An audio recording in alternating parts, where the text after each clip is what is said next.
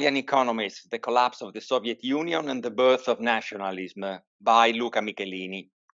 Background. The purpose of this report is to provide a selected overview of Italian economics studies on the Soviet system. I do not treat of Italian Sovietology as a whole. The period taken into consideration is the decade that straddles the collapse of the Berlin Wall. I deal with the literature coeval with this period and not with the literature after it. To frame the characteristics of the economic literature, a twofold premise is necessary. First, it should be remembered that throughout the course of the Soviet system's existence, economic planning was considered a far from fail economic paradigm. With the crisis of 1929, several authors proposed the idea that there was a convergence of capitalist and socialist economic systems. Starting from different economic and political conditions, both tended to establish an intertwining of state planning action and the market. This was an idea shared across the board by different political and economic cultures and received impetus from the so-called Keynesian revolution after WW2. Second, however much interest in the Soviet experiment grew during fascism, it should be remembered that it was not until World War II, that a specialized economic literature on socialist economic systems emerged in Italy. Research centers, both public and private, were born. Coming to individual scholars, we can mention two students of Marxist economist Antonio Pesenti, namely Alberto Chilosi and Gianfranco La Grassa. Then I remember Domenico Marionuti, a student of Kaldor and Dobb. Rita Di Leo was close to operaism or workerism, and she worked at the Oriental Institute in Naples, where the only Italian chair of socialist economic systems was created. The fruit of this vast movement of studies is the birth in the early 1980s of the Italian Association for the Study of Economic Systems, whose scholars will confront the reforms of Gorbachev and the implosion of the Soviet system. Second section, the characteristics of the specialized literature. There are four characteristics of the economic literature of the late 1980s. First are studies that propose and adopt a methodology focused on interdisciplinarity and predictability of the phenomena studied, as Alberto Chilosi points out. Second, studies interpret Gorbachev's reform drive as the proposition of an embryonic model of market socialism, which was to be grafted within the planning system. Reading texts such as USSR and China, Economic Reforms of 1988, The Difficult Path of Perestroika, 1990, and a series of collections from the publisher L'Unità show authors hoping that the transition from planning to market socialism would be accompanied by the emergence of a pluralistic democracy and a foreign policy aimed at the peaceful reunification of Europe in the wake of Gorbachev's proposed suggestions. Third, the alternative between planning and market socialism restores nourishment to a current of scholarship rooted in the debate that had accompanied the birth of the Bolshevik experiment. These are authors who are in open polemic with the PCI, with the Italian Communist Party, guilty of not wanting to delve into the issue of the social nature of the USSR and of removing leftist anti-Stalinism. La Grassa in 1992 writes the introduction to Sweezy and Bettelheim's Unrealized Socialism. In general, the aim is to understand whether Gorbachev's goal was to overcome the Stalinist model in order to arrive at an economically and politically democratic phase of socialism, or, on the contrary, it aimed by paving the way for market mechanisms at the birth of capitalism. Fourth, the Italian literature, as indeed the international literature, is taken absolutely aback by the implosion of the system itself.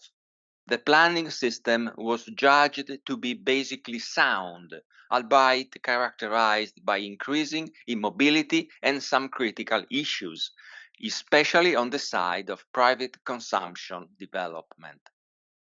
To make some examples, in 1980, Nuti reports that until 1989, the economic crisis of the Eastern countries was a crisis of slowing economic development or, at most, of stagnation, not of decline or collapse.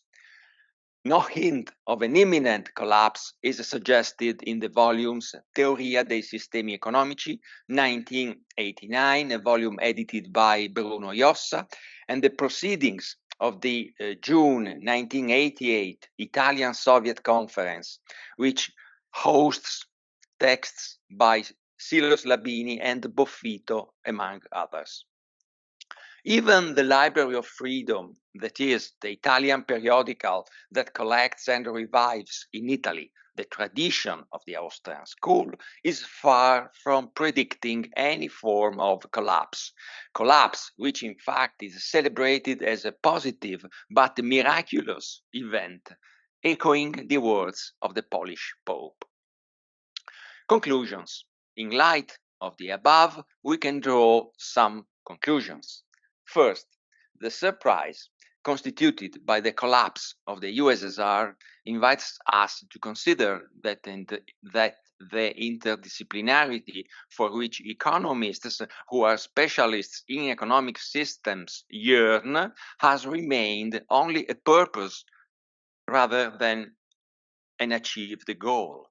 That is, we may ask whether therein lies the inability to predict the collapse of the system. I cannot answer that, but I can only say that the topic, central as it is, has not provoked any major epistemological debate. Second, remaining with the contribution made by Italians, it's not purely economic causes that led to the collapse of the Soviet system.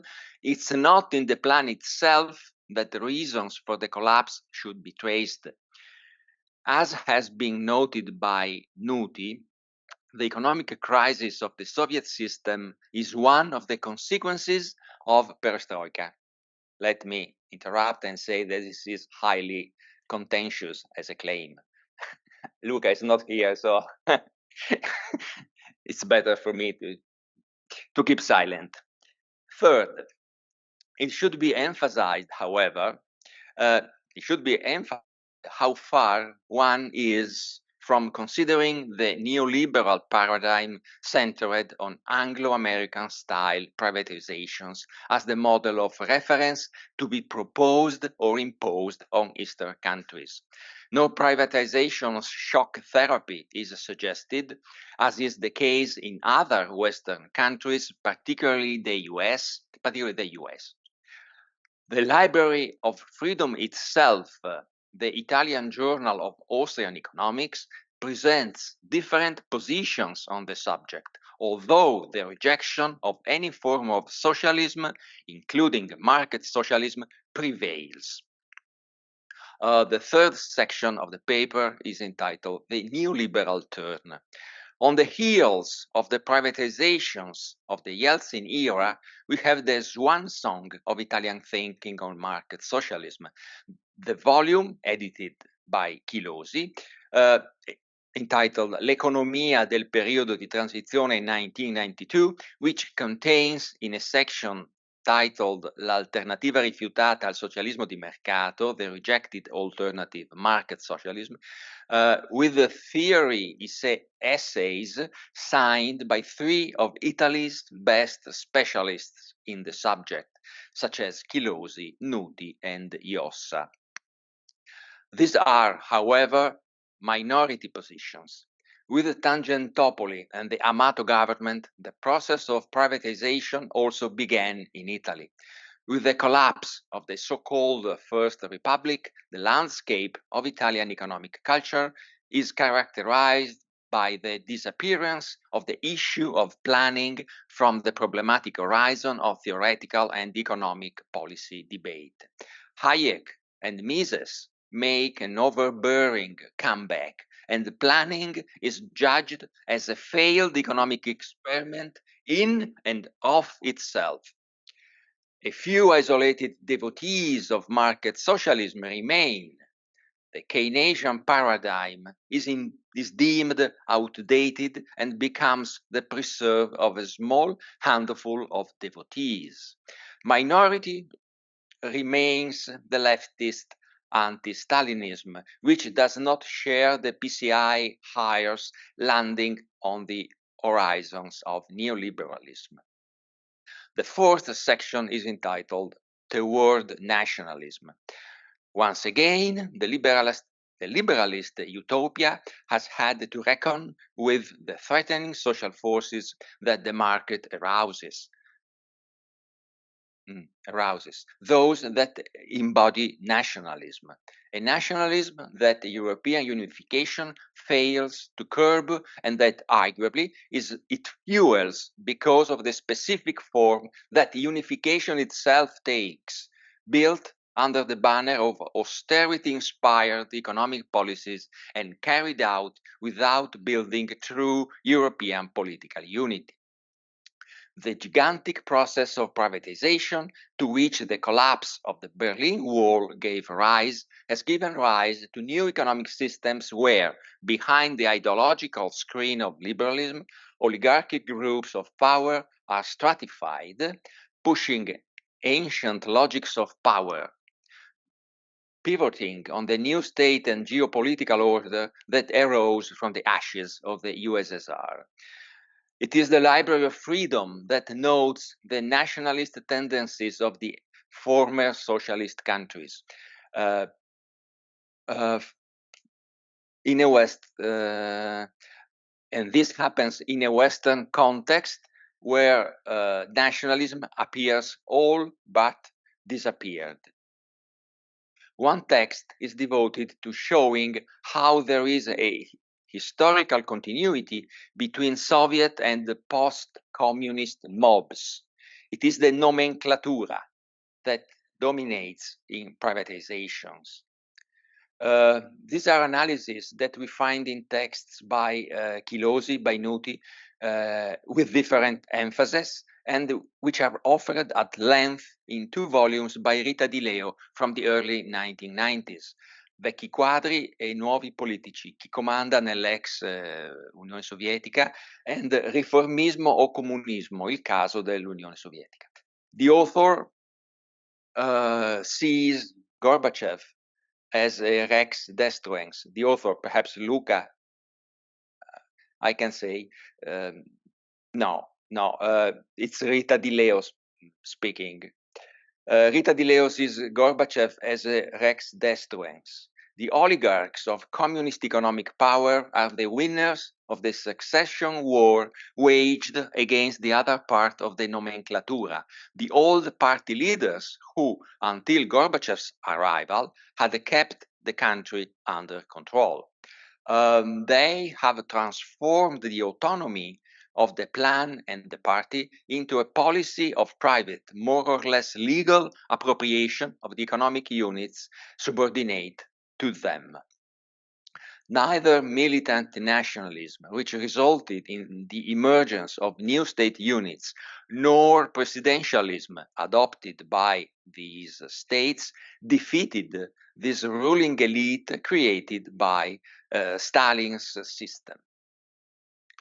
According to the judgments of the authors we have analyzed, we can conclude by saying that Stalin's shadow lingered far beyond the economic system he had built until it crept into the years of post-communist history. Crossing, it comes to be observed that It crosses different modes of production that have characterized Russia. However, as Nuti notes, political economists have only rarely applied the Marxian method to the socialist economy. That's it.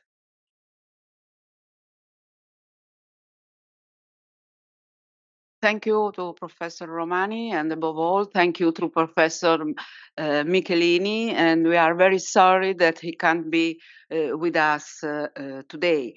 His paper, I think, has highlighted with this analysis the Italian literature and the debate of Italian economists aimed at understand the Gorbachev economic reforms. He also stressed in his paper the inability to predict the collapse of the Soviet Union, inability that is shared, I must say, not only by economists, but also by historians and politicians. So this is also a point that maybe is open to a broad reflections. Now we go to the order that we had for our session. For this session is focused on the Italian case. The first one, I have the second paper, in fact, with Simone Selva. Simone Selva is Senior Assistant Professor in International Economic History all'Università di Napoli L'Orientale. His paper is titled Italy's Foreign Energy Policy and amidst the United States, Europe, and the USSR. Italian-Soviet relationship from cooperation in the 70s through the end of the Cold War. So, Professor Selva, it's the floor to you. Thank you so much. Thank you so much for the invitation to this conference that goes beyond the traditional time frame covered in most literature, not only in international relations, but also in economic history. My research is still underway in terms of review of the material collected and in terms of research to be conducted, as I have to carry out some more research at the ENI, the Italian state shareholding system for hydrocarbons, at the ENI archives in Castel Gandolfo, and some more research at the Federal Archives in Rome. The project tries to highlight how during the 80s, natural gas became a strategic linkage between the West and the Soviet Union, the Eastern Bloc, and particularly the ways in which Italy and its state shareholding system, but also many industrial sectors, such as mechanical, metalworking sector, involved in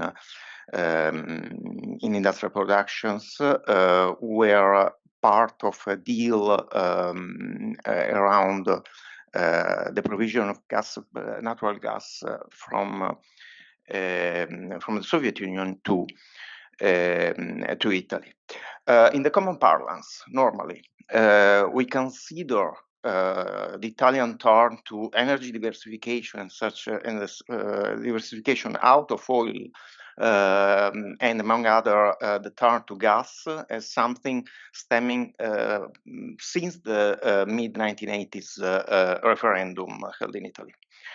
I try here and in the paper on which I expand on it to shed light on the ways in which this was a long-term story, which dates back to indeed 1960, which came through a number of steps, the first half of the 60s and then the second half of the 1970s, through a historical turning point in the first half of the 1980s. By the mid-1980s, natural gas was a key asset in Italian-Soviet relations. My idea is to go beyond the literature on Italy's energy policies, which by and large so far have revolved around, has approached the Italy energy policy as a chapter in Italian foreign policy, or as a chapter in the ways in which the United States intervened in Italy, particularly with respect to the Mattei years. My approach is based on the idea, on the premise that there were multiple actors, political, economic, business sector that did play out in shaping international energy relations. As the title say, my aspiration is to try to establish a linkage between the ways in which these different actors, the European community, the national governments, in this case, the Italian government, the US business and foreign policy actor did play out in shaping this kind of relationship. Today I try to highlight the main turning point in this story, which particularly after 1995 still needs to be conducted in terms of research. My aim is to show how this story was well onset by roughly 1984, 1985. From the viewpoint of the historiography, normally the historians deal the issue in terms of economic Cold War. Therefore, the energy sector as well as other sectors were dealt simply as a matter of trade-off between different countries, even across the Iron Curtain. I try to depart from more recent works. Have tried to establish, in terms of East-West relation, a different approach based on the linkage between energy relations and financial relations across the Iron Curtain. But they rather limited this to the Eastern Bloc and to the economic relation between the Eastern Bloc and the Federal Republic of Germany. Particularly recent works or books that are soon to be published approach the story in terms of the ways in which Soviet Union provided oil and other energy sources to Eastern Bloc countries, and the ways in which the Eastern Bloc countries paid for these energy sources through the production of petrochemical product, thanks to credit from the Federal Republic of Germany private banks. I think the picture is more complicated and it's larger in terms of its geoeconomic scope. And precisely for the ways in which Italy lay at the intersection of a global economic relation is a good case study. Not to mention the fact that during the 80s, Soviet energy supplies accounted for the largest energy supply to Italy, and it was the figure was on the rise compared to the very beginning of the decade. So my purpose is to make you understand why natural gas, among other options. Coal, synthetic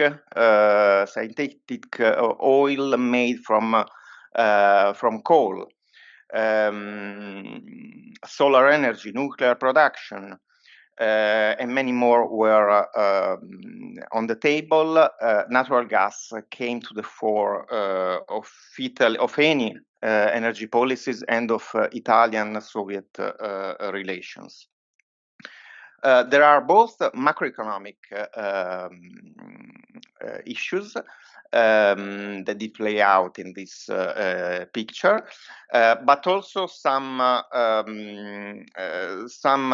other point, the cost of production in transport, in different energy sources, and some important monetary issues.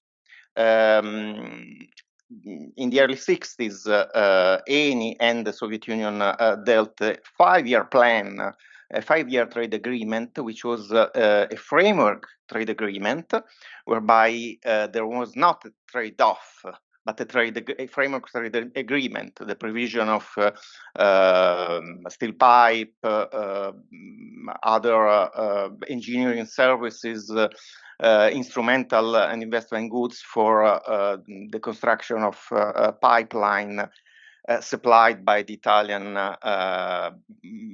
public and private sector industries, such as Nuovo Pignone, among others, and the supply of crude petroleum and fuel oil. This was based on the use of the dollar as the currency for payment. And of course, we were in the Bretton Woods system. Italy had a dollar for some balance of payment purposes. And so there was like a kind of framework trade agreement and not a trade-off. Later on, in the 70s, I summarize very quickly. Later on in the 70s, in the light of the world oil crisis, the problem of energy diversification came to the fore not only of the Italian government, but of the European Commission and the European Council. Looking into the European institution archives, the European Communities archives, it is straightforward that the European Commission called on the Council and on the member state to find out an energy diversification policy and to find out solutions. The story of the 70s was that in light of flaring up posted price of oil, the cost of natural gas kept stable. Import of natural gas by the European countries rose. And the European Commission was on a steady track to set natural gas as the core for future energy diversification. This based also on the fact that in Europe there has been the discovery of many natural gas sites. This picture became so the future energy gas, natural gas as the core of the future energy gas for the member state and for the Commission became apparently was clear by the end of the 70s. Indeed, the picture by the start of the new decade became much more complicated. And this is a result of what happened at the end of the 70s.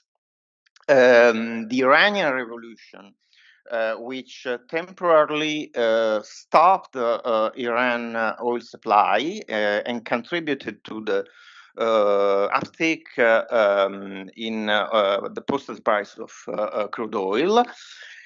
Triggered a chain of effects on the price of natural gas in the international markets. This because many leading natural gas suppliers, such as Algeria, but also very important to Italy, Libya, called on their clients for a rise in the posted price of natural gas. And also called on the Western corporation that had signed a deal, framework deal with Algeria for revisioning these agreements. For instance, the Algerian oil corporation Sonatrach had signed agreements with a German consortium of corporations for the supply of natural gas, and this was also the case of Italy and other countries, in return for the provision of instrumental goods for the construction of pipelines. After the Iranian Revolution, Algeria called on the Western corporation for sharing the cost of fixed capital investments for the construction of pipelines. And this, of course, was part of this call by natural gas supplier countries for higher cost to the Western world. There was a very important alternative which came about in the Italian case, in the any Soviet relations, which was based on the provision of synthetic deals for the provision of synthetic oil. And also and this implied business in the field of liquefied coal. Coal during the early 1980s became important, was part of, among other option of the Commission energy diversification policies. But coal production lagged in Russia. The only alternative was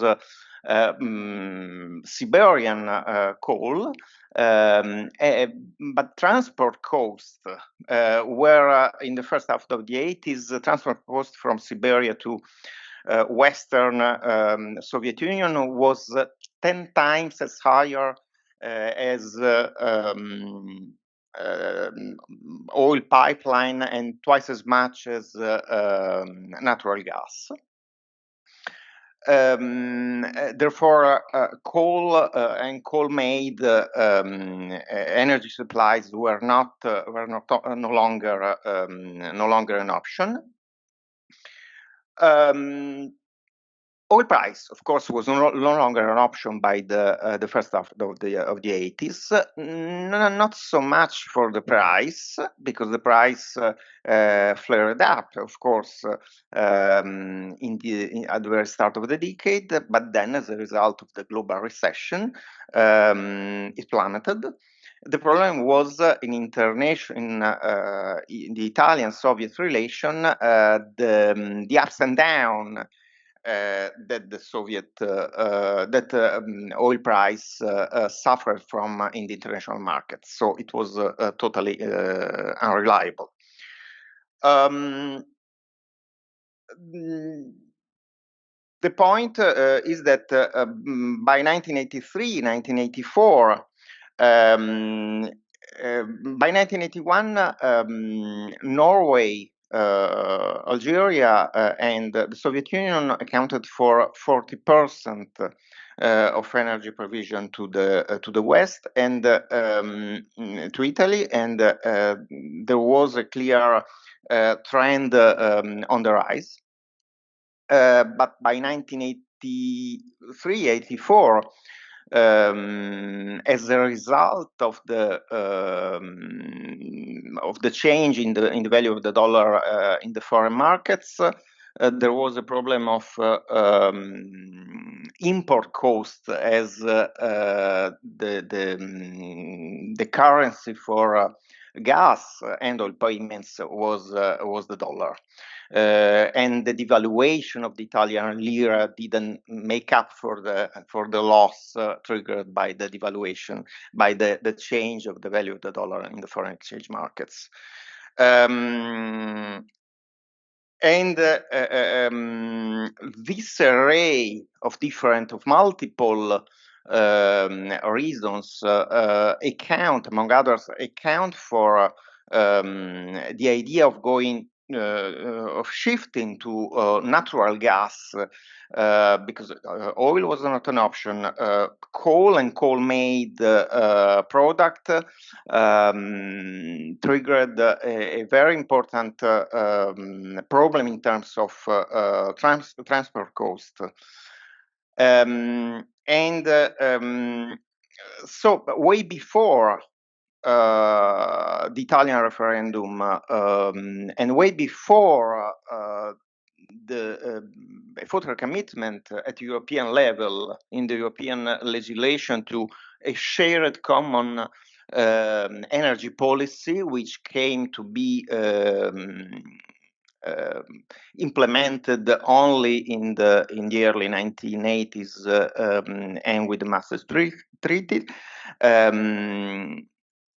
Natural gas was, and broadly speaking, the energy policies were on the top of the EEC Commission policies and on the top of the triangular relation between the EEC policies, the national government, and the business, in our case, Eni. The business enterprises involved in international energy relation, and the Soviet energy provider. I'll wrap up here. Thank you. Thank you, Professor Salva. Thank you for your very interesting presentation, and also the paper that you submitted is very, very rich for reflections. So, as you highlighted, it's a long story, the story of the Italian energy policy. You said that this is a chapter of Italian foreign policy.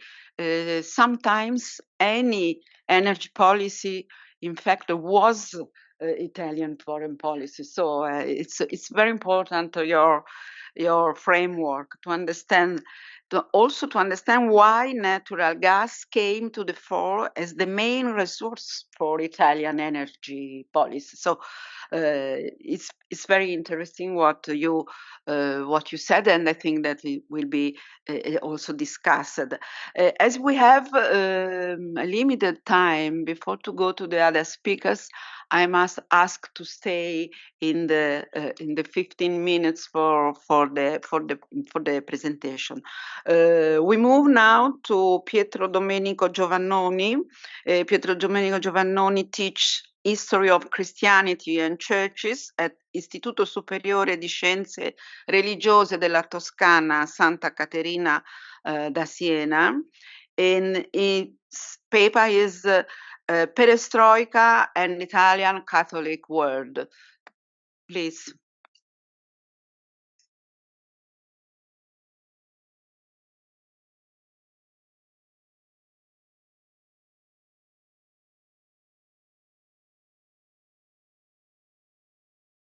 Speak about the Italian Catholic world. Usually speak about threads composed by at least 3 subsets that intertwined one another. One composed by the ecclesiastical magisterium and by the politics of the Holy See. One composed by the position expressed inside the Christian Democracy Party that till the beginning of the 90s represented most of the Italian Catholic electorate. The last one, instead, is composed by the civil society, associations, reviews, magazines, spontaneous groups that felt to belong to the wide Catholic movement. The relation between perestroika and the Catholic world is therefore a complex one. We will highlight 3 points: the Holy See and perestroika, the Christian Democracy Party and perestroika, and the position about it expressed by the Florentine Review Testimonianze, one of the most significant voices of the progressive Italian Catholicism. Historically speaking, the results of the project of research, human rights, and the transformation of political and Christian culture in the late 20th century have demonstrated a central aspect of the problem: the connection between the fight for the respect of human rights led by the Holy See and the magisterium of Pope John Paul II, and the attitude of the Holy See towards the USSR led by Gorbachev in the name of the perestroika and glasnost. In particular, 2 studies of Alessandro Santagata have analyzed the centrality of the participation of the Holy See at the Helsinki Conference and the following sessions of the Conference for the Safety and the Cooperation of Europe of Madrid and Vienna. The guidelines indicated by the papal pronouncement and by the Vatican diplomacy are fundamental not only for historical reconstruction of the relations between Rome and Moscow, but also to understand the relation of the Italian Catholic world towards the perestroika. The result of the entire research project, and for the Italian Catholic world, the studies of Alessandro Santagata, have shown how, for the Holy See, the choice to participate actively in the works of the Helsinki Conference was a winning card. Indeed, it was able to put into crisis the communist regime's vision of human rights, and first of all, the ones of freedom of conscience and of worship. It's the famous Helsinki effect highlighted by Daniel C. Thomas. Apart from the role of the Holy See in the Conference for Safety and Cooperation in Europe, the other aspects are the Vatican Ostpolitik and ecumenic dialogue. As far as the Ostpolitik in the 80s is concerned, the most recent historiography has shown the importance of the Cardinal Agostino Casaroli, protagonist also of the conference in Helsinki. He also played an important role in convincing Pope John Paul II of Gorbachev's political and cultural reform. On the other side, some recent historiographic reconstruction show a complementary relation between Casaroli and the charismatic Pope Wojtyla. This complementarity seemed to be desired and researched by the Pope himself. We can therefore affirm that the Vatican Ostpolitik acquired a new character thanks to the strong personality of Pope John Paul II, but also to a man like Casaroli. Roberto Morozzo della Rocca insists a lot on the image made by John Paul II of a great Christian Europe that went from the Atlantic Ocean to the Urals, and that included also the Orthodox Russia. In this Europe, larger than the European economic community, not only united by political and economic interests, but also by spiritual and cultural ties. Poland was not the only frontier before the barbarity, but a land of cohabitation between different ethnic and religious identities. With the apostolic letter Egregiae Virtutis of the 31st December 1980, Pope John Paul II affirmed that the saints Cyrille and Metodio were co-patrons of Europe. 9 years later, on the 1st December 1989, the Pope received Gorbachev in the Vatican, and it seems that he quoted that letter underlying his conviction that the soul of Europe had two lungs, Latin and Oriental Christianity. A crucial moment in the history of the relations between Rome and Moscow was the celebration of the millennium of the Christianization of Rus of Kiev. Between the 5th and the 10 June 1988, after the first concrete novelties of 1987, liberation of religious exponents, restitution of churches and monasteries, debate about the freedom of press, the Russian Christian millennium was celebrated in Kiev, Vladimir, and Leningrad. The participation of the Roman Church was of a very high level.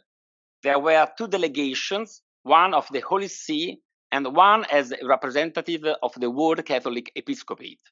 Despite many problems, one example is the question of the Ukrainian United Church, the celebration of 1988 represented a first step towards the historical meeting between Pope John Paul II and Gorbachev on the 1st December 1989, soon after the fall of the Berlin Wall.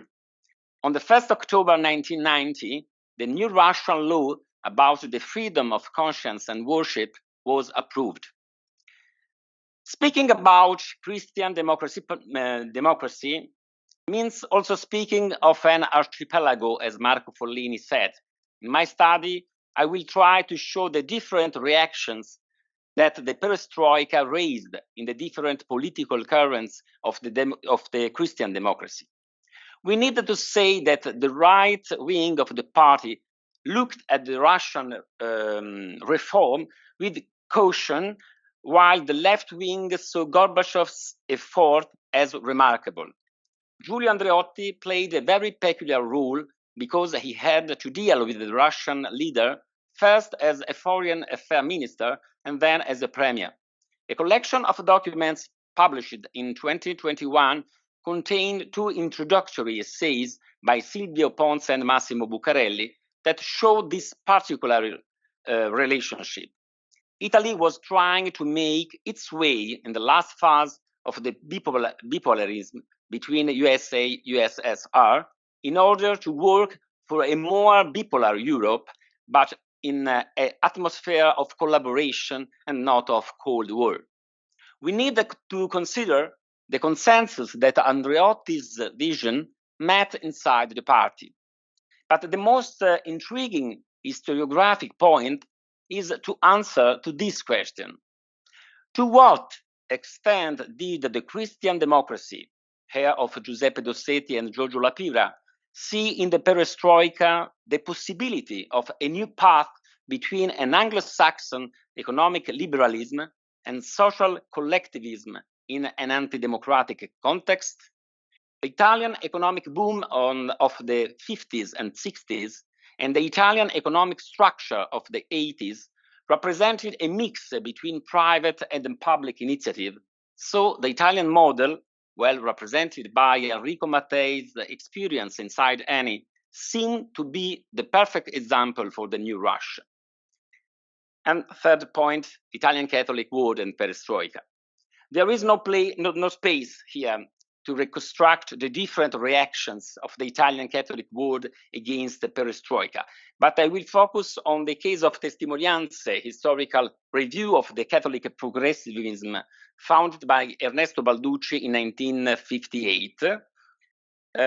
In my study, I will widen the perspective to La Civiltà Cattolica, one of the official voice of the Holy See, to Aggiornamenti Sociali, the second Italian Jesuit review, to Il Regno, to Rocca, but also other more conservative voices, such as Studi Cattolici, or to more spread weekly magazines like Famiglia Cristiana or Il Sabato, expression of the movement Comunione e Liberazione.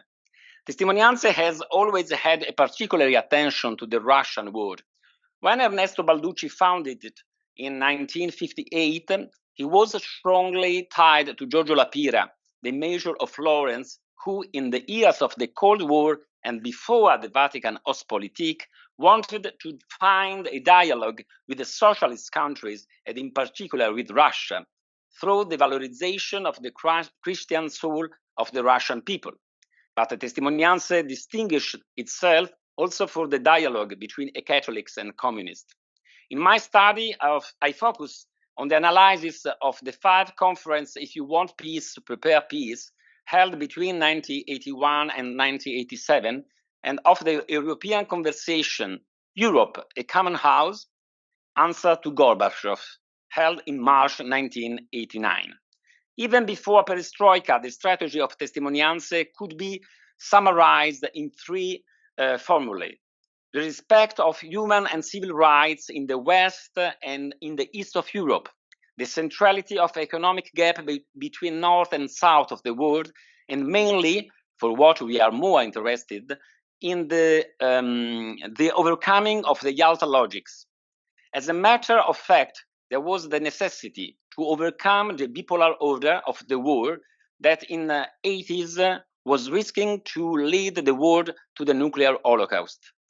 The entire Europe, from Lisbon to Warsaw, was called to assume a central role because it was a victim itself of the strict logic of Yalta. We understand well the valorization of the voices of dissent as the one of Jiří Pelikan or Vladimir Tozek, Czech activist, or Sergei Batrovin, Soviet dissident and pacifist. From a first analysis of the editions of Testimonianze published between 1985 and 1991, three principal lines emerged. The valorization of Perestroika as a realistic attempt to reform the socialism in a democratic way. The credibility of the new Soviet ruling class, also on the level of international politics in terms of proposal on disarmament and construction of a new world government that could overcome the bipolarism between USA and USSR.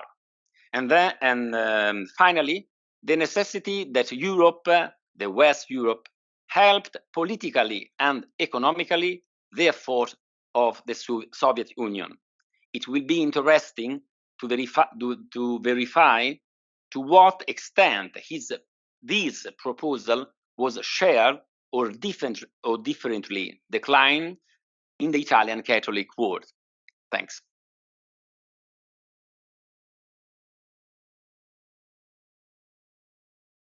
Thank you, Professor Giovannoni, for your presentation. It's very interesting what you said. And the fact that you stressed the cultural debate among the Catholic world, but also the fact that you have underlined the role played by the Vatican in the political field and the long tradition of the Vatican Ostpolitik. And this day is someone has also recalled it disappointed for the absence of a new Vatican Ostpolitik.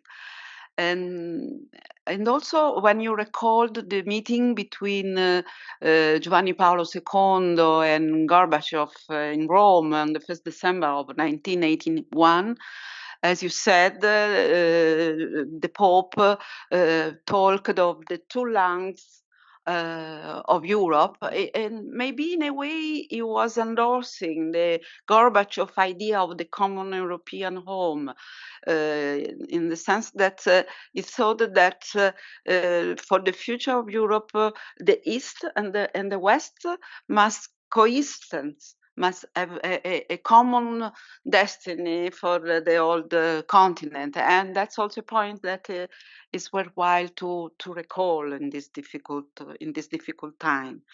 And now we go to do the last presentation, the last speaker, who is Alexander Hobel, adjunct professor in contemporary history at l'Università di Napoli Federico II. And this paper is about the Italian left and Gorbachev. So it's the floor to you, Professor. Thank you, Professor Neri Gualdesi. I would like to thank the organizer, and I am very glad to participate to this very interesting conference. My topic is the evolution of the relations between the main parties of the Italian left, the Communist Party, PCI, and the Socialist Party, PSI, and Mikhail Gorbachev in the first period of his leadership. The rise to the top of the CPSU of a young leader open to renewal like Gorbachev aroused a keen interest in Italian left. Moreover, the Soviet leader himself, in addition to being part of that generation that was formed in the climate of openness favored by Khrushchev, was in some ways indebted to the critical solicitation sent by the PCI, especially in the years of Enrico Berlinguer, and more generally of the political culture of Italian communism, which had innovated the theoretical heritage and experiences of the 20th century communism, constituting an essential element of what Silvio Pons and Michele Di Donato called reforming communism. The influence, however, was reciprocal, and the advent of Gorbachev meant for the Italian communists the rekindling of the relationship with the Soviet Communist Party and the flowering of new hopes on the Soviet Union's capacity for self-reform. The first meeting between Gorbachev and Italian communists had taken place on the occasion of the funeral of Berlinguer in 1984, which greatly impressed Gorbachev, who led the Soviet delegation. A second meeting with the new secretary, Alessandro Natta, at the head of the PCI delegation, took place in March 1985 on the sidelines of another funeral, that of the Soviet leader Konstantin Chernyenko, replaced by Gorbachev as general secretary. In his book Incontri con Gorbachev, Antonio Rubi, who was head of the foreign section of the PCI, gives a detailed report of the meeting held in Kremlin with Gorbachev and the head of the international department, the conservative Boris Ponomaryov, and Natta, Macaluso, and Rubi for the PCI. The diagnosis, says Rubi, the diagnosis on the economic and social state of the country was pitiless. Gorbachev was the first Soviet leader to speak of the condition of his country without feeling the need to prefix the list of conquests and successes, which was a significant novelty, and he stressed the need for a clear change in the orientations of domestic and foreign policy of the Soviet Union. The meeting also discussed the negotiations underway in Geneva between USA and USSR for the reduction of atomic weapons. In the fight for disarmament, Gorbachev argued, the Communist parties should have been at the forefront, working to coordinate actions for peace on European and global scale.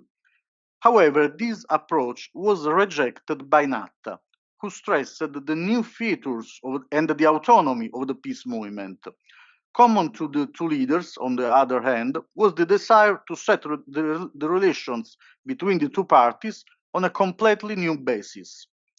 Moreover, the PCI was the only communist party that Gorbachev met in that occasion, demonstrating a clear desire for change and identifying the Italian party as a privileged interlocutor. As Marco Di Maggio has documented, Natta concluded his notes on the Moscow talks with an explicit "I like Gorbachev." However, in his report to the party executive, he suggested looking at the new Soviet course without the co-responsibility of those who feel to be part of an international communist movement which for the PCI belonged to the past. Alongside the faith in the greater dynamism that Gorbachev would impress on Soviet policy, the Italian communists therefore maintained a prudent attitude. As for the Italian Socialist Party, however, Gorbachev's rise to power was greeted with skepticism.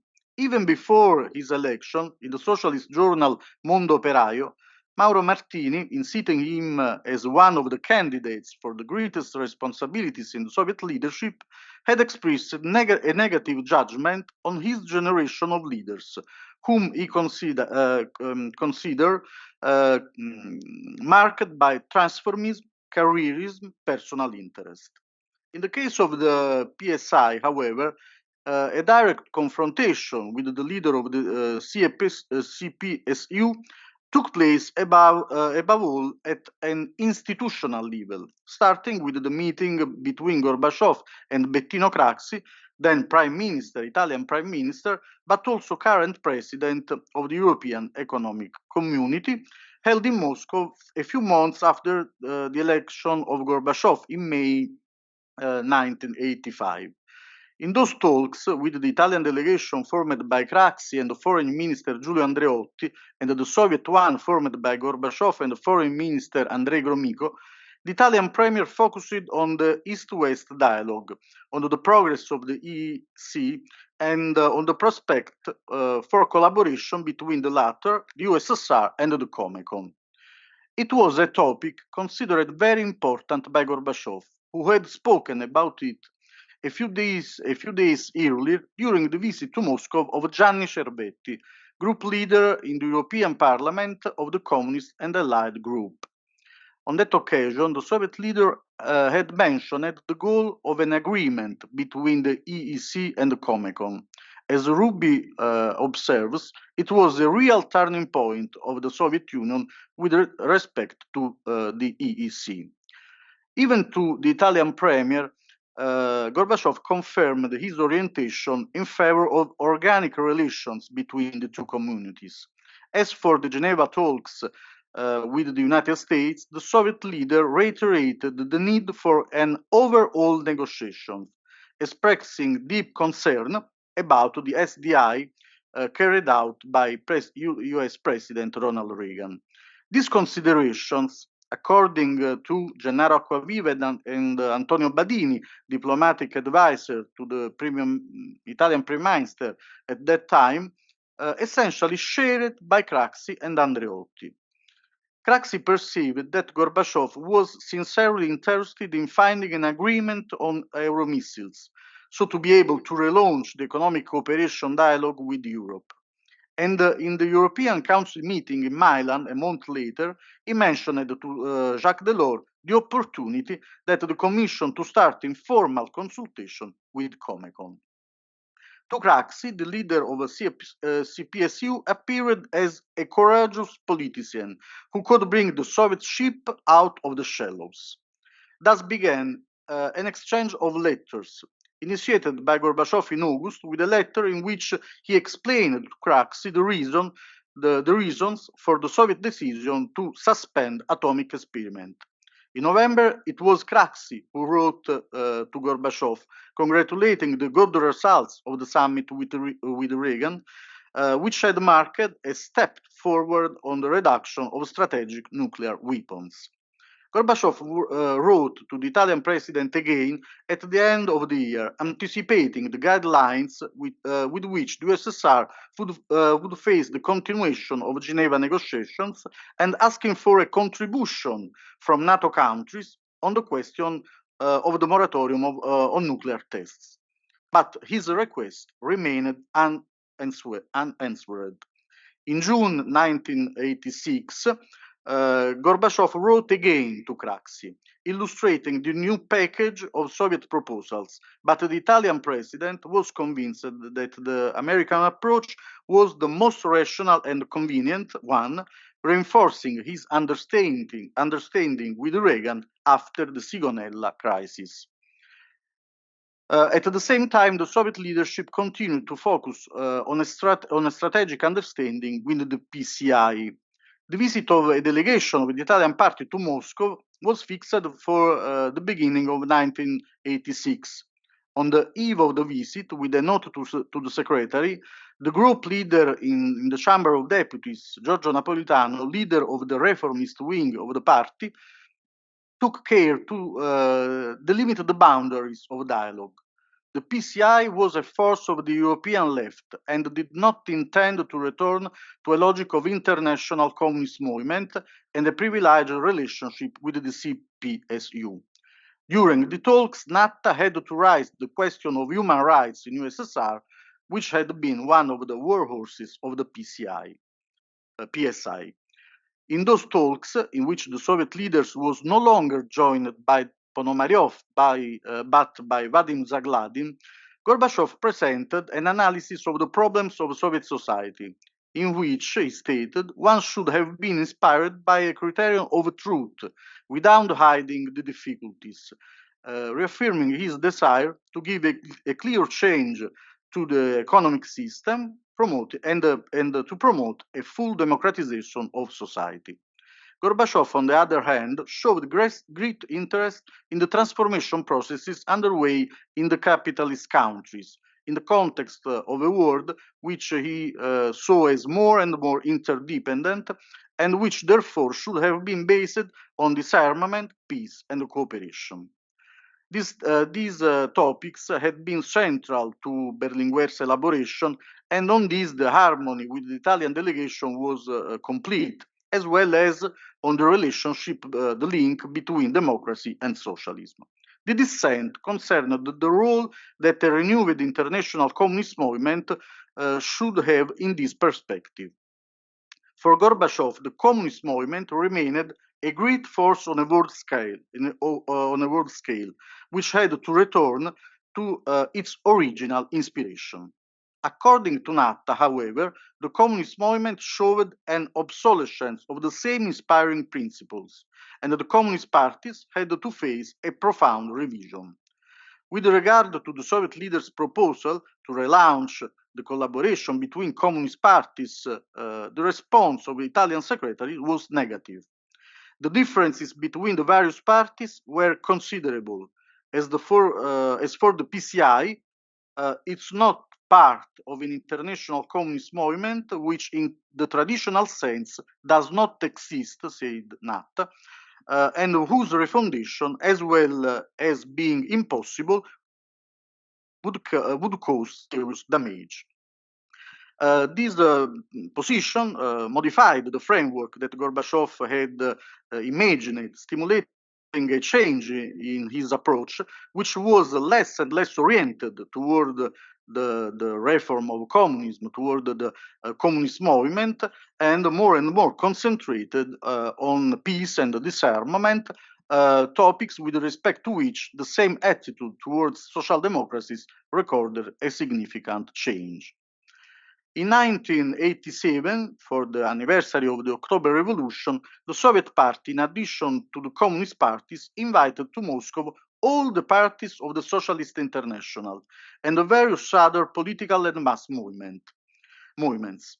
In addition to the PCI delegation, led by Secretary Natta, representative of the Socialist Party, with Deputy Secretary Claudio Martelli, and the Social Democratic Party also left Italy. As the press stressed, the entire world left had arrived at the Kremlin. Gorbachev's speech,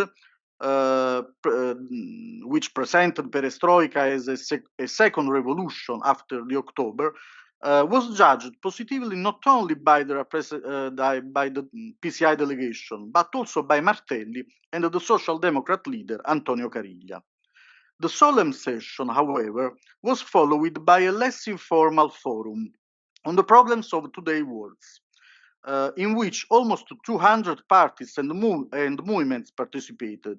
It was the type of international conference, an informal working meeting open to progressive forces of different orientations, that the PCI had claimed since the 60s, so that Gorbachev, in a side conversation with the Italian communists, was able to joke, "We did as you wanted." In March 1988, another important meeting took place in Moscow between a delegation of the PCI led by Natta and one of the CPSU led by Gorbachev, a big delegation with Yakovlev, Dobrynin, Zagladin, and Chernayev. On that occasion, the Soviet leaders stated from the transformation taking place in the capitalist world and from the progress of European integration. On both grounds, the left appeared to him to be late, lacking an analysis of the new phase of capitalist development and also a political proposal capable of making a change in European integration, building a socialist alternative. On this, the role of the PCI could be precious, and therefore Gorbachev looked favorably on the dialogue with the socialist parties carried out by the Italian communists. Natta, for his part, recognized that the European left still lacked unitary action strategies it was necessary to overcome nationalistic closures and party sectarianism and open a completely new page in the history of the entire European workers and democratic movement. In the second part of the talks, the Soviet leader returned to his idea of a common European home. The USSR, he claimed, considered itself a European country. Despite the close dialogue with the United States, relations with Europe were a priority. Indeed, it was time to start thinking about inter-European relations, which would go beyond the opposing blocks, beyond the systems, to reconnect us to the roots of our common history, Gorbachev said, and develop them according to the needs of the contemporary age. Of course, the differences between the two current Europes could not be neither hidden nor eliminated. Europeans had a common destiny. If today there is an interdependence on a planetary level, all the more it operates in Europe. In this context, Gorbachev proposed a round table between all the European political forces, from communists to liberals, on the theme of the common home. On this issue, the PSI had some element of skepticism. For Natta, the realistic goal was not the common home, but a sort of multilateral cooperation that did not disregard the political and the social system in force, but involved the effort to find a shared solution to common problems. In conclusion, as far as the Communist Party is concerned, its rejection of any kind of relaunch of collaboration between communist parties based on Gorbachev's new way of thinking and its rejection of the idea of a common European home contributed to weaken them.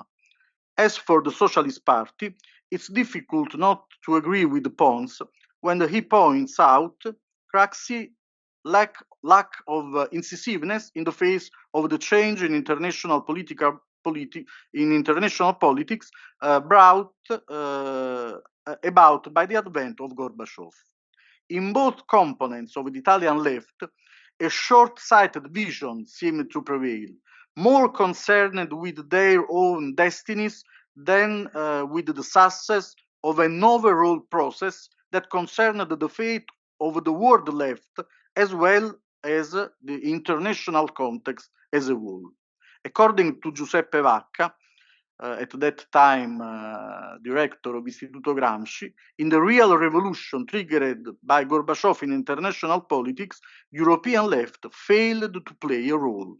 The Italian left, which probably had a few more tools to intervene in that situation, was no exception, contributing, albeit indirectly, to the defeat of Gorbachev's experiment. Thank you for your attention.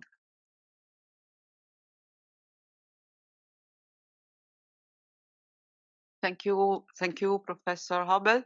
You have very well explained the existence of at least two Italian lefts, the communist one and the socialist one.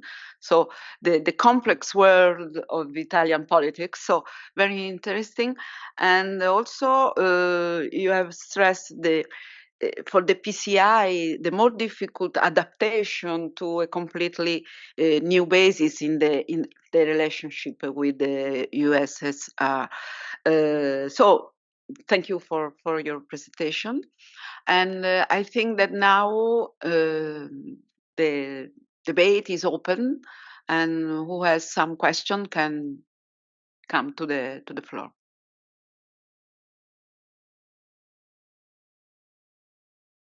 Who would like to go the first?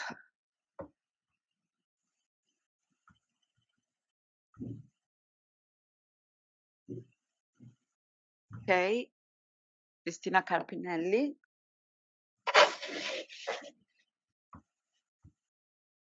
Yes.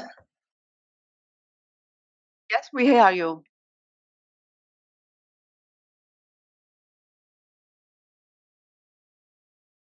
Can you hear me? Yes.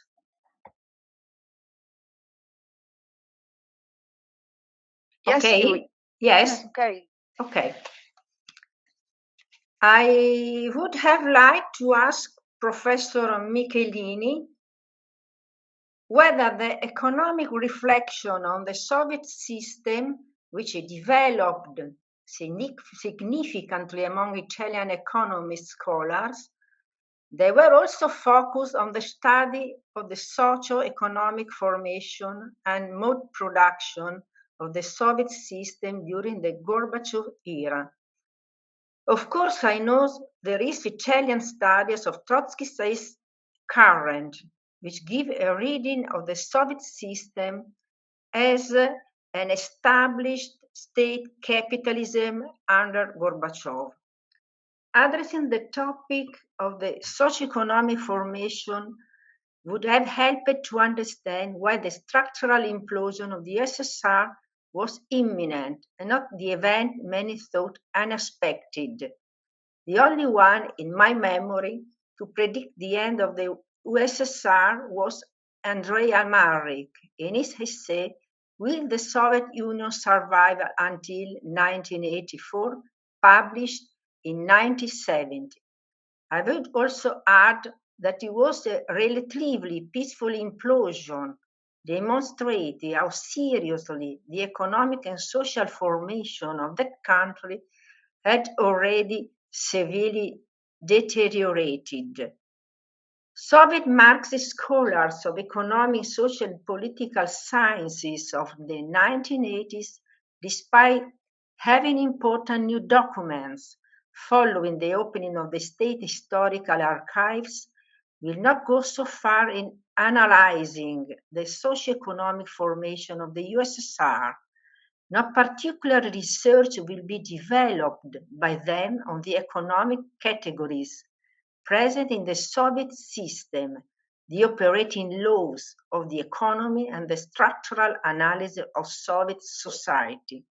This attempt will be done only by a few sociologists, among whom I remember Kordonsky, Zaslavskaya, the political scientists such as Butienko and Khasbulatov, and the economists such as Agambegian and Abalkin.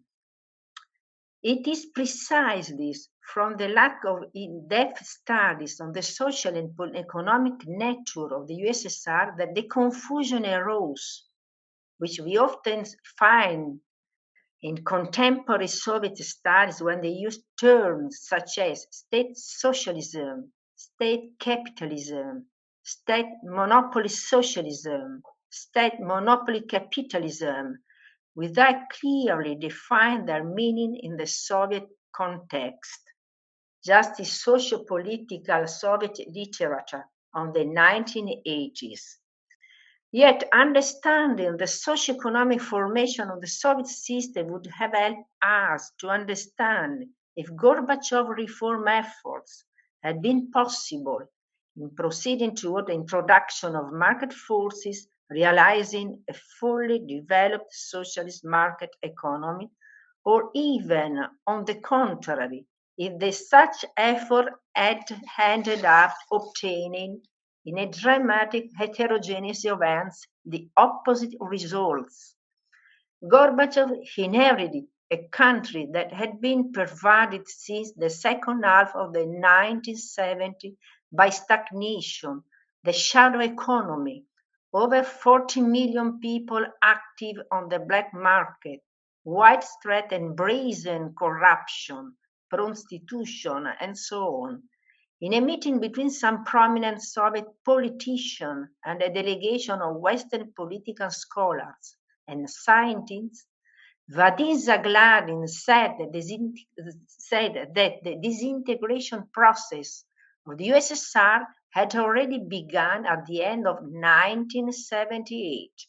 The Soviet system was now unsustainable. It was to be replaced from the top to the bottom.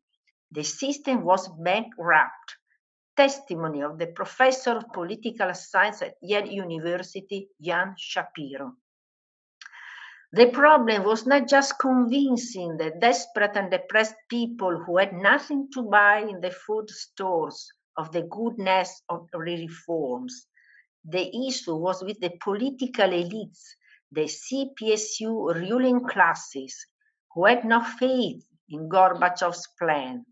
They were convinced the USSR would collapse, and they looked for a way out. They had reasoned well, taking advantage of their privileged position to export a lot of money offshore, putting hard currency in bank accounts in Western banks, or amassing enormous fortunes within the country by taking advantage of the openings Gorbachev created in the free market, thus being able to apply the rules of arbitrage, that is being able to buy and resell at a higher price to obtain a profit. In addition, de facto, not legally, not de jure, the economy manager of the Soviet hierarchy already owned the means of production of state-owned businesses. It was necessary to transform the political system into one liberal and pluralist, as well as the command economy into a free market one, and these managers would essentially become the private owners of the public firms they oversaw under the USSR. By far, the manager's main source was essentially the theft of state assets through the loans for share scheme. But here we are already entering the post-Soviet era with the advent of the oligarch. As for nationalism, just 2 words. I already gone too far.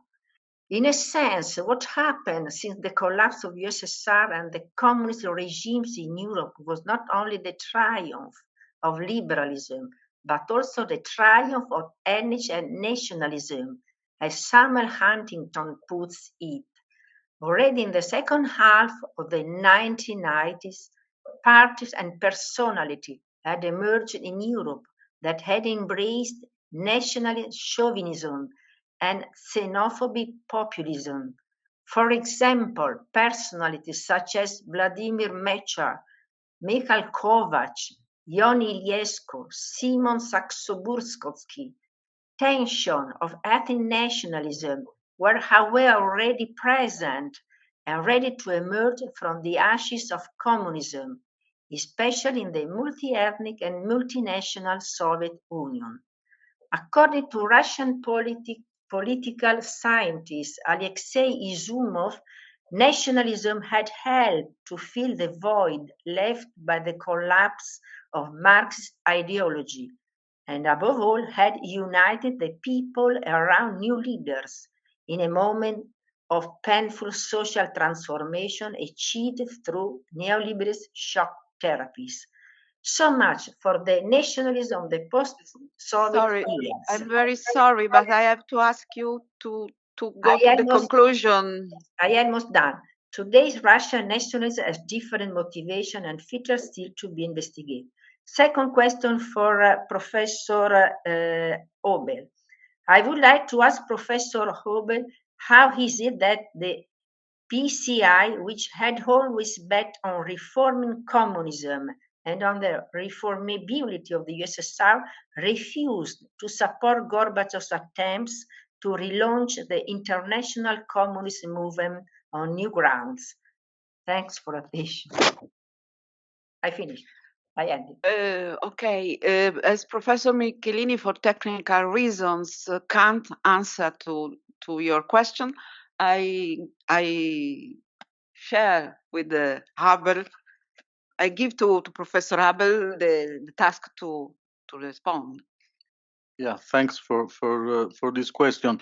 Yes, I think that it's a sort of a paradox, because Italian Communist Party had affirmed for decades the reformability of real socialism, at the same time the possibility of different ways to socialism, different forms of socialism.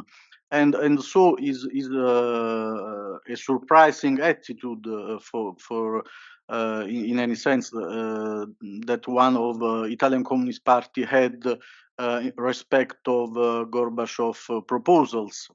But I think that there are two reasons probably. The first one is the power relations inside the executive of Italian Communist Party, inside the leadership group. Inside the leadership group of the party, the so-called right wing or reformist wing led by Giorgio Napolitano had become more and more influenced, more and more stronger and stronger. And this is first reason. This process begins in the 70s during the Berlinguer leadership, but it's very evident and strong in the 80s years during the leadership of Alessandro Natta. And the second reason could be that in that moment for Italian Communist Party the priorities were others, not the relaunch of the communist international movement, but their participation to the European left, their dialogue with the European social democracies, the possibility to give a contribution to the process of European unification, and the dialogue with the Italian Socialist Party, with the perspective of participating to the Italian government. And so for these reasons, the relaunch of international communist movement it was not organic with this new strategy of Italian party, and I think that these reasons can explain this attitude that can be seem surprising. Okay, thanks. And there is something, please, Professor Malliolo.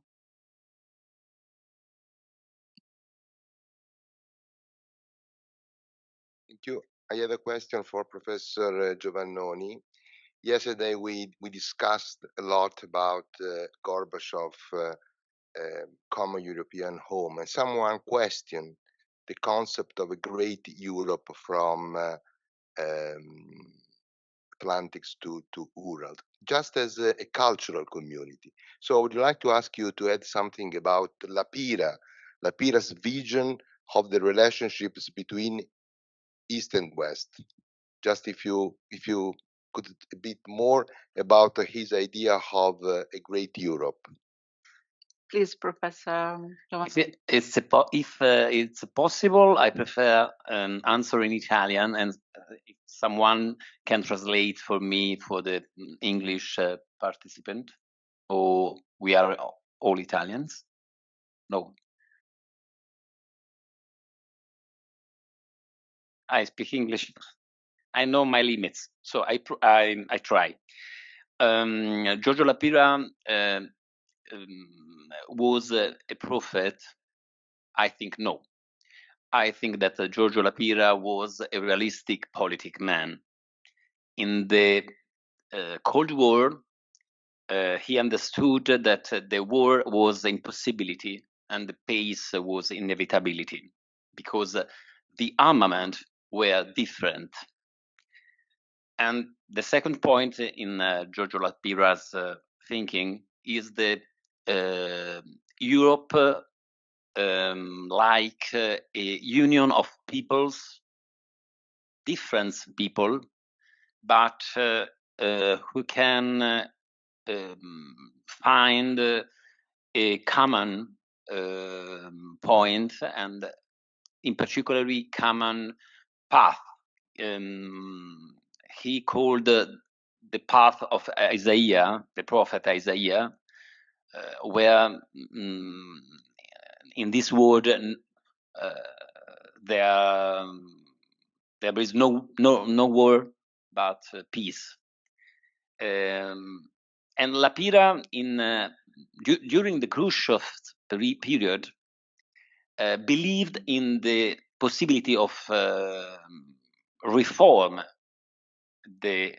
of the USSR. We know that in Khrushchev's period, the religious politic of PSUS was not good.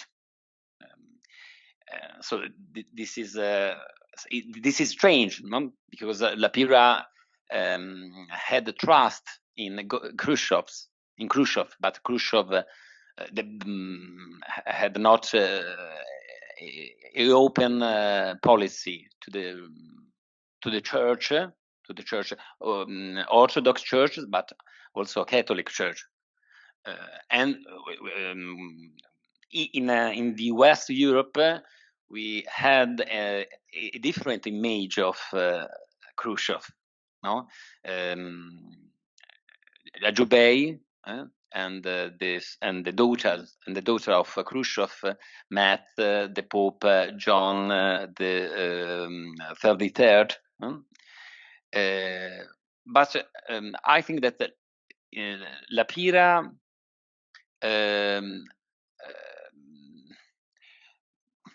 had a strong, not only political but economical views. He didn't believe that the capitalism was the unique and the unique economical system.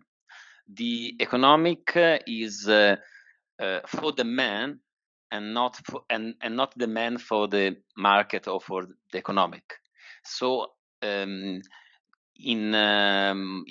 one important article published in the Cronache Sociali in 1947, he said, for in the communism we have to distinguish the good and the not good, because Marxism has a radici. I don't growth. Radici. Roots, biblical roots, because Marx was Jewish. Was a Jewish. Sorry for my English. Thank you. Some more questions? No, so Professor Paoli, you come to the floor. You will make the conclusion of our conference. No, just a very quick question for Obel, because I'm curious, and in a sense, in my opinion, it's also a way to close a circle that started yesterday. Especially yesterday, we spoke a lot about the role of Europe and the role of model that Europe played or not played vis-a-vis the Soviet Union. I was curious to know to what extent Gorbachev's proposal represented the model for the Italian Communist Party. You spoke and you were able to describe what were the attitudes towards the role that Gorbachev was playing at the international level. But I'm curious to know if it was within the Italian Communist Party a debate over the contents of the proposals that Gorbachev was making, and to what extent that those proposals were taken as a possible model for the reform of Italian Communist Party. Because my impression is that indeed when in 1991 the Italian Communist Party was transformed into the Democratic Party of the Left, indeed Gorbachev was not taken into, and the proposals made by Gorbachev were not taken into serious consideration. Probably, as you said, European socialism represented the model much more.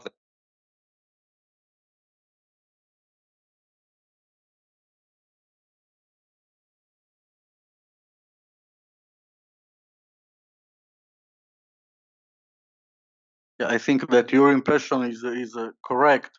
It's true that PCI give a contribution to the knowledge of new thinking in Italy, publishing a lot of articles, but books too, by Zdeněk Mlynar, Gorbachev himself. His was translated in Italy, and the newspaper L'Unità for many times had degli allegati, degli inserti, some other publications that reported the debate inside the party of the Soviet Union, in particular the 19th conference, in which Gorbachev affirms the need of political reform of the party and of the entire political system.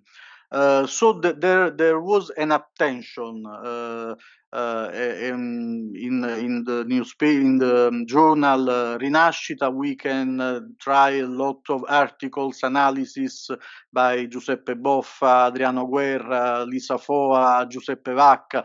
So there was an attention, but and the sympathy, because there were a lot of point of identity or similarity between the positions of the Italian Communist Party, historical position about the link, strong link between socialism and democracy, the humanistic vision of Marxism, and so on these fields there were an good sympathy and affinity between the two parties, and they liked Gorbachev too, but he was not a model.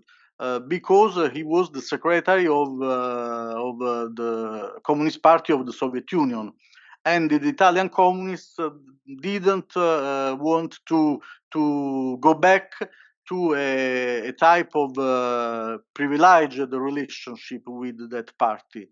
And so his ideas were analyzed, were shared in many occasions, but he was not a model. And about the possibility of his reform to have success, there was a big debate, because some analysts of the Italian Communist Party or near to the party thought that the possibility of a reform, a self-reform of real socialism, was impossible. Some other analysts and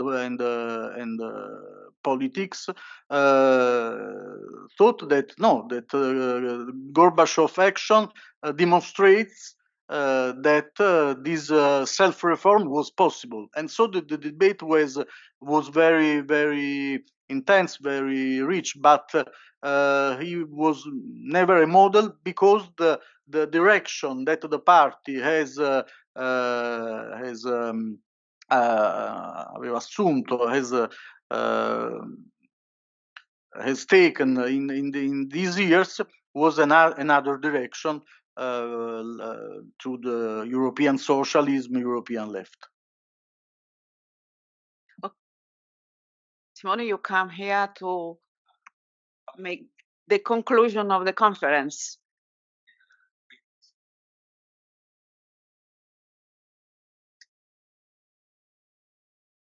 So just very quick and brief greetings, as we wrote in the program, and not only because it's very late, and I'm sure that we prefer after 1 day and a half of works to have lunch rather than to hearing conclusions, but also because it's objectively impossible to make conclusions of such a complex such an articulated conference.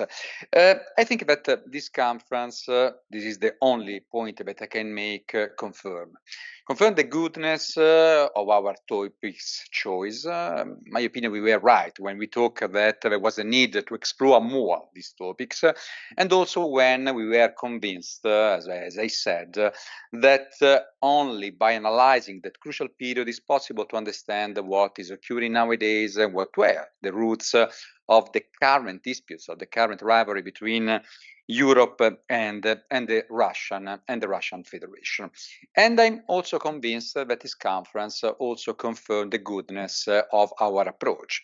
Interdisciplinary, multidisciplinary is the only way to approach these topics. In this conference, as you saw, but also in the project, economists, politicians, political scientists, historians, legal experts enter into dialogue in order to analyze different approaches of the same topic. I think we were convinced that it was the correct approach, and in my opinion, this conference confirmed that.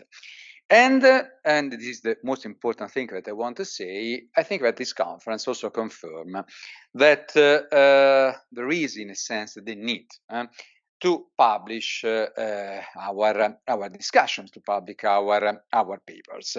And this is the reason why, and these are indeed practical information.